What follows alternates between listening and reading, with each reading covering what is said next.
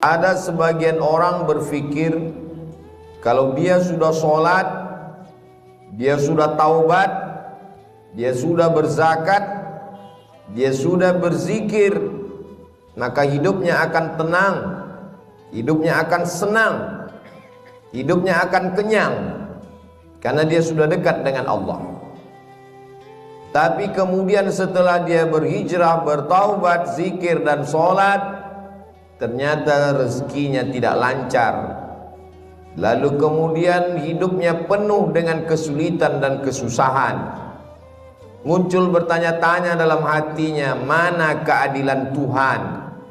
Tidak sedikit manusia modern yang awalnya buat dosa maksiat, lalu kemudian bertaubat, kembali lagi, bahkan menjadi, na'udzubillah, menjadi lebih jahat dari sebelumnya. Ini semua berawal dari salah berpikir. Orang yang salah berpikir nanti dia akan salah bicara. Setelah itu dia akan salah berbuat, salah bertindak, salah beramal. Maka dalam Islam kita diajarkan untuk benar dalam berpikir. Kalau kita sudah hijrah, sudah taubat, sudah sholat, sudah zikir, sudah zakat, bukan berarti ujian tidak datang menerpa hidup kita. Faksusil qasasa, sebutkanlah kisah-kisah para nabi. Sebutkanlah satu di antara nabi yang tidak ada ujiannya.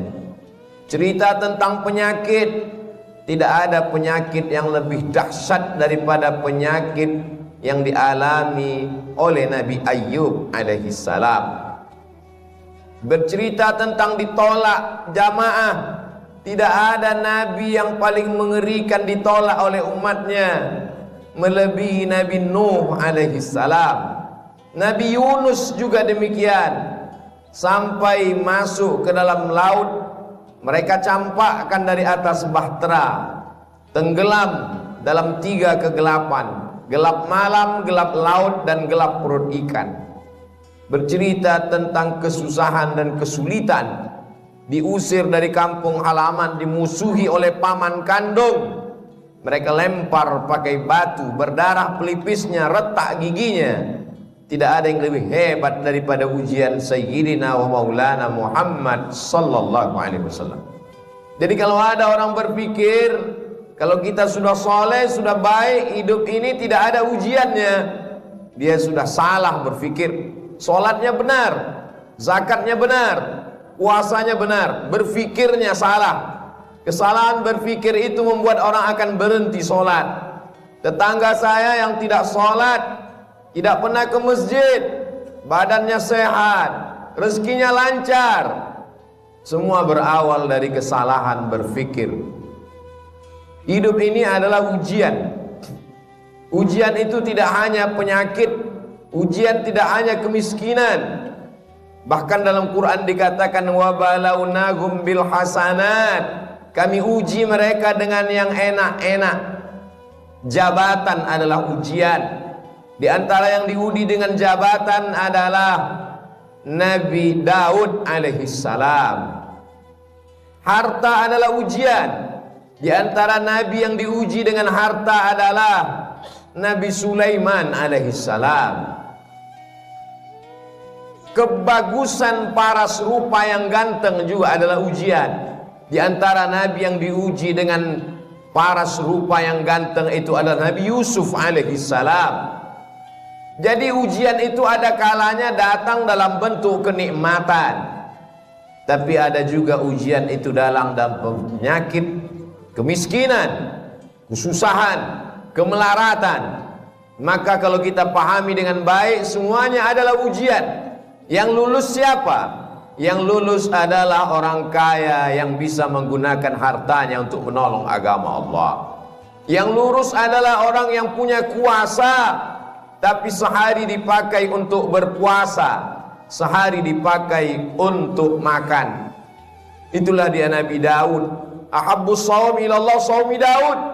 Puasa yang paling disukai Allah, puasa Nabi Daud. Mengapa demikian?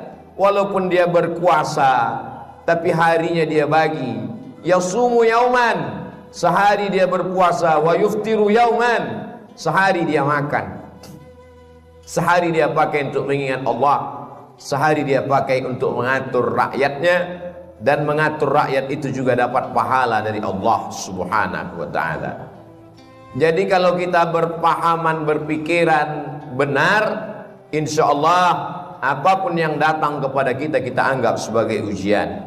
Datang senang, ujian. Datang susah, ujian. Datang harta, ujian. Datang miskin juga ujian. Orang yang berharta lulus ketika harta itu tidak sampai ke dalam hatinya, hanya sampai di tapak tangannya. Dia hanya menerima, setelah itu dia kasih kembali. Terima kasih. Dia bangunkan ke pesantren, dia bangunkan ke masjid, maka dia lulus ujian harta.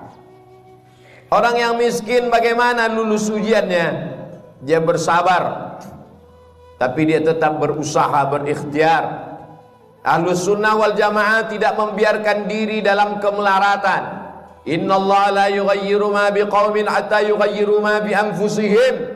Allah tidak merubah suatu kaum sampai mereka berusaha untuk merubah diri mereka sendiri. Gunakan potensi yang ada pada diri. Jalin silaturahim, buka usaha. Tetap tidak datang keuntungan, berarti sudah ditakdirkan Allah untuk bersabar. Orang kaya bersyukur, balasannya la in syakartum la azidannakum. Kau bersyukur, ku tambah nikmat. Orang miskin bersabar, balasannya innama yuwaffas sabiruna ajrahum bighairi hisab. Orang yang sabar diberikan balasan bighairi hisab, tanpa ada yang bisa menghitungnya. Hanya Allah saja yang tahu hitungannya. Balasannya a'dadtu li'ibadiyas shalihin. Kusiapkan balasan untuk hamba-hambaku yang soleh. Mala a'yunun ra'at, belum pernah dilihat mata. Wala udhunun sami'at, belum pernah didengar telinga. Wala khatara ala qalbi bashar, belum pernah terlintas di hati manusia. Kalau sudah benar pemahaman kita bahwa nabi-nabi, rasul-rasul yang dekat dengan Allah pun diuji dengan penyakit, diuji dengan musibah, diuji dengan berbagai macam ujian. Dan ada di antara mereka yang diuji dengan kekuasaan, dengan harta, dengan paras rupa. Ada di antara mereka yang diuji dengan kesakitan, kemelaratan, terusir dari kaumnya. Fahamlah kita bahwa kalau kita sholat, kita bisa kaya, kita juga bisa susah. Kalau kita sudah hijrah, sudah taubat, kita bisa sehat, kita pun juga bisa sakit. Sehingga kalau sudah hijrah, sudah taubat, datang penyakit silih berganti, datang ujian, bisnisnya jatuh, sholatnya tidak berhenti, dia tidak merajuk, tidak ngambek, tidak marah kepada Allah, karena dia tahu Allah menguji aku. Liyabluwani, Allah sedang menguji aku. Aashkur, apakah aku bersyukur? Am akfur, atau aku menjadi kufur kepada Allah Subhanahu wa ta'ala. Semua berawal dari kesalahan berfikir. Afala tatafakkarun, kenapa kamu tidak berfikir? Afala ta'qilun, kenapa tidak menggunakan akal pikiran? Tidak ada yang sulit bagi Allah Subhanahu wa ta'ala. Allah Maha Kuasa, fa'alul lima yurid. Dia berbuat sesuai kehendaknya, bukan kehendak atasannya. Dia tidak punya atasan. Wa huwa ala kulli syai'in qadir. Dia maha kuasa atas segala sesuatu. Tidak ada yang menguasainya. Tidak ada yang perlu membutuhkan proses waktu bagi Allah. Innama amruhu idza arada syai'an ay yaqula lahu kun fayakun. Maka ketika Nabi Ayyub alaihissalam makin parah penyakitnya, dia tidak mengeluh kepada Allah. Dia tidak mengatakan aku ini nabi, kenapa aku bisa sakit? Dia hanya berkata, Rabbi anni massaniyad-durru wa anta arhamur rahimin.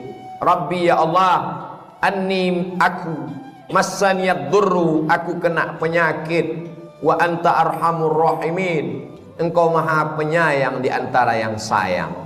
Kalau kita teliti satu persatu doa Nabi Ayyub itu, tidak ada dia minta sembuh. Rabbi, ya Allah, anni, sesungguhnya aku, massaniyad durru, aku kena penyakit, wa anta arhamur rahimin, engkau maha penyayang di antara yang sayang. Lalu di mana kita yang meneteskan air mata hanya karena sesuatu yang belum ada apa-apanya dibandingkan Nabi Ayyub alaihissalam?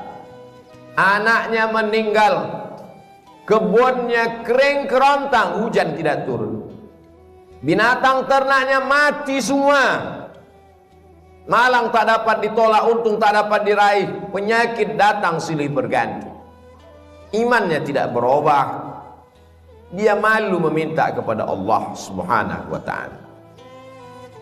Begitu juga ketika Nabi Yunus alaihissalam masuk ke dalam perut ikan, dia tidak ada mengeluh, dia tidak ada meminta kepada Allah, dia hanya berkata la ilaha illa anta subhanak inni kuntu minadh dhalimin. Sekarang kita teliti satu-satu perkata doanya itu.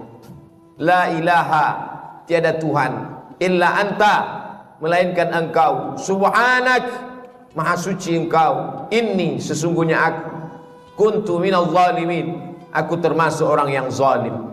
Tidak ada dia minta keluarkan aku dari perut ikan ini, ya Allah. Aku ini nabi, kenapa aku terusir dari kampungku? Mengapa aku ketika diundi di antara para penumpang kapal, kenapa namaku yang keluar sehingga aku yang terbuang? Kenapa aku ditelan ikan? Tidak ada. Dia hanya berkata la ilaha illa anta subhanak inni kuntu minadh dhalimin. Mereka adalah orang-orang yang sudah putus hakikat tauhidnya. Bagi mereka diikuti umat dengan tidak diikuti sama saja.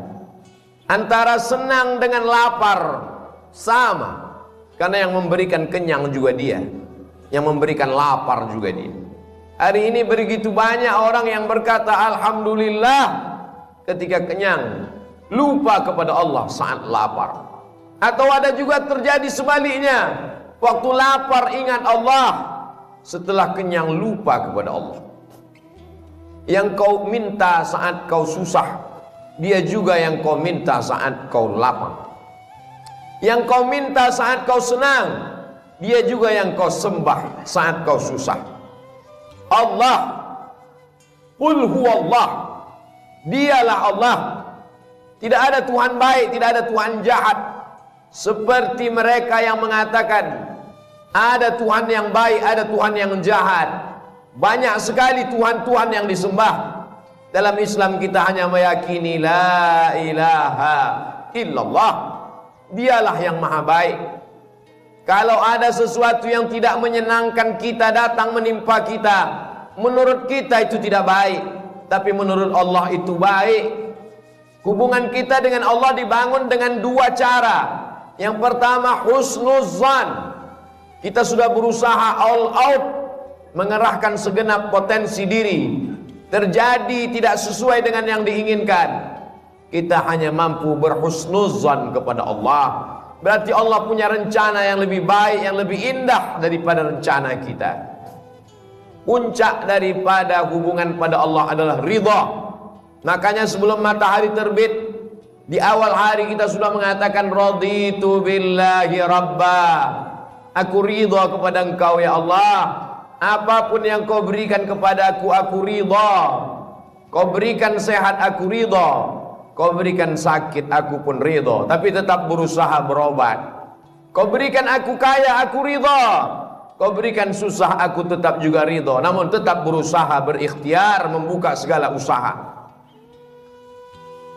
Orang yang masuk ke dalam surga itu nanti ditanya Allah, ya ahlal jannah, hai penghuni surga, kamu sudah mendapatkan semua balasan, mau apa lagi? Penghuni surga menjawab, ada satu yang belum kami dapat. Apa?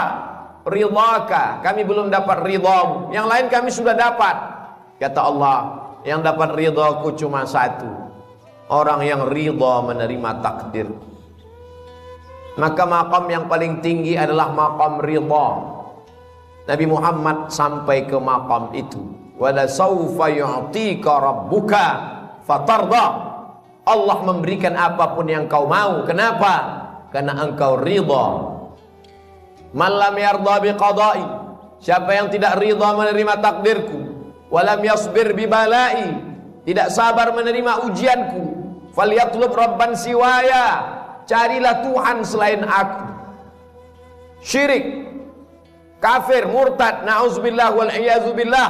Allah menyelamatkan kita sampai anak cucu kita hingga hari kiamat daripada berpaling daripada Allah hanya gara-gara tidak tahan menerima ujian. Tidak ada yang bisa menguatkan hati kita kecuali Allah. Wasta'inu, minta tolonglah kepada Allah, bisabri, dengan banyak-banyak sabar, wassalah, dengan banyak-banyak salat. Kalau ujian hidup ini berat, angkat kedua tangan. Besar ujian ini, lebih besar Allah. Allahu Akbar. Setelah itu katakan dalam hati, Allahu Akbar kabira. Tidak ada apa-apanya ujian ini, engkau lebih besar. Walhamdulillahi katsira, segala puji hanya milik engkau. Wa subhanallahi bukratan wa asila, pagi, petang, siang dan malam yang suci hanya engkau. Aku adalah makhluk yang kotor, banyak silap, banyak salah, banyak dosa. Setelah itu mengakulah kepada Allah, wajjahtu wajhiya, aku hadapkan wajahku kepadamu ya Allah. Wajjahtu wajhiya lilladzi fataras samawati wal arda hanifan musliman wa ma ana minal musyrikin. Serahkan semuanya pada Allah. Inna salati wa nusuki wa mahyaya wa mamati lillahi rabbil alamin. Jangan meminta kepada dukun, jangan minta kepada benda keramat. La syarika lahu wa bidzalika umirtu wa ana minal muslimin. Aku orang yang berserah diri kepadamu. Wala tamutunna illa wa antum muslimun. Jangan mati melainkan dalam keadaan muslim. Siapa muslim? Bersyahadat, salat, zakat, puasa, haji. Ya, tapi muslim yang sesungguhnya orang yang menyerahkan dirinya kepada Allah Subhanahu wa ta'ala.